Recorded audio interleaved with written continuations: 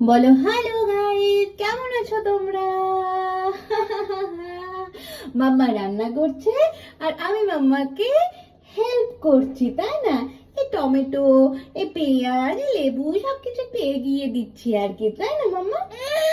হ্যাঁ, কাজও বাড়াচ্ছি তার সাথে, তাই না মাম্মা? হ্যাঁ।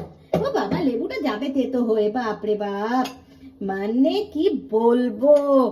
একটু ঘুম পাড়িয়ে রান্নাঘরে এসেছিলাম, বাকিটা ইতিহাস। আচ্ছা আচ্ছা, ঠিক আছে, সরি মাম্মা।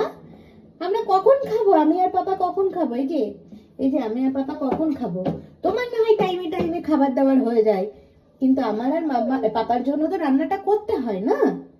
তাহলে আমাদের দুজনের জন্য রান্নাটা আমি কখন করবো, তুমি যদি এভাবে আমাকে বিরক্ত করো? হুম। বলে কেউ এসো তো, আমার সাথে একটু খেলা করলো তো।